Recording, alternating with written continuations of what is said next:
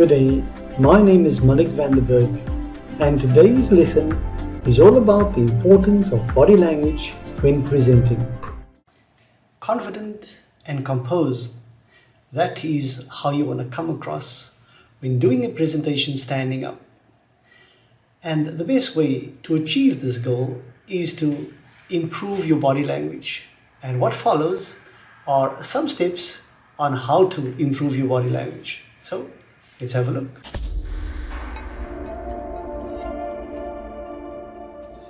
Hello again, friends. If you've never seen one of my videos, I'm Alex Lyon, and this channel, Communication Coach, is here to help you increase your impact so you can lead your teams to higher levels of excellence.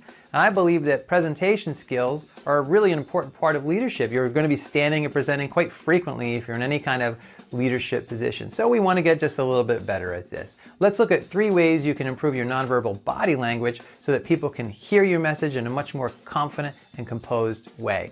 And these tips, by the way, go together. So each of the 3 tips have a couple of pieces, as you'll see. So the first tip is eye contact and smile.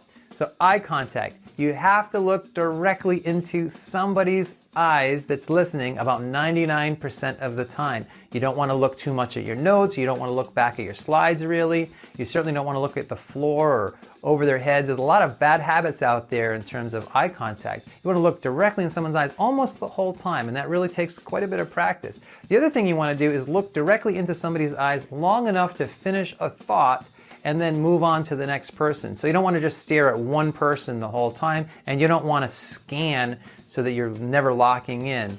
A communication coach actually once told me, one thought, one look. So long enough to finish about a sentence, feel that connection, and then you move on to the next person. So what do you do with your face while you're making eye contact? You've got to smile. A lot of times people get overly robotic when they present. They might be making good eye contact, but their face is stern and it doesn't look like anything's happening emotionally. You want to smile and warm your face up a little bit so that when you're making eye contact with somebody, they feel a connection with you that's welcoming and supportive. You don't want to come across as a deer in the headlights. Tip number 2, posture and gestures, and these things go together. So in terms of what not to do for posture, you don't want to shuffle your feet back and forth. You don't want to sway your hips. You don't want to cross and uncross your legs repetitively. You don't want to pace around like a wild person.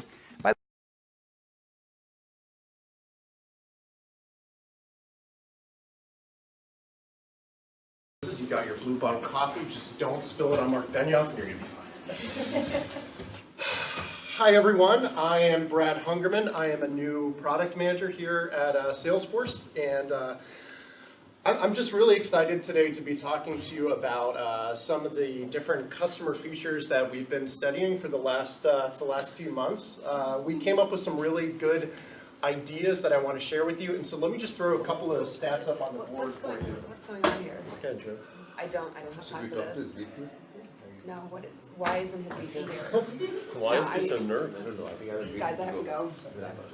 Well, I can't remember the exact statistics, but the really important thing that I want you to...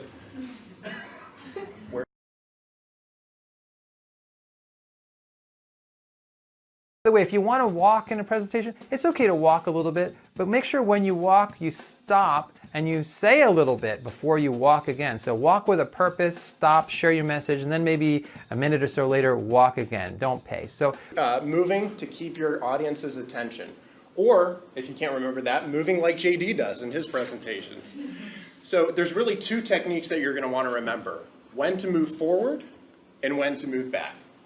When you're moving forward, that's when you're going to want to emphasize a point.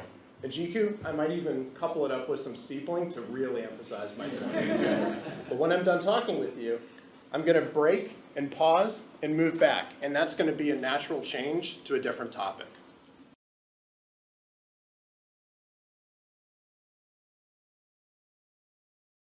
you want to stand with your feet about shoulder width apart. This is how you would stand if you weren't self-conscious about how you're standing. We get self-conscious when we present, but really all you have to do is stand like a normal person. Then you want to put just a tiny bit of weight on the front of your foot and a little tiny bit lighter on your heels, and your whole foot is still touching, but you have a little bit more of a ready, responsive position. You also want to soften your knees a little bit. You don't want to have locked knees. Bad things happen when you lock your knees. I'm not sure of the physiology of it, but when people lock their knees, they oftentimes pass out when they're nervous, and you don't want to do that in the middle of your presentation. So soften those knees.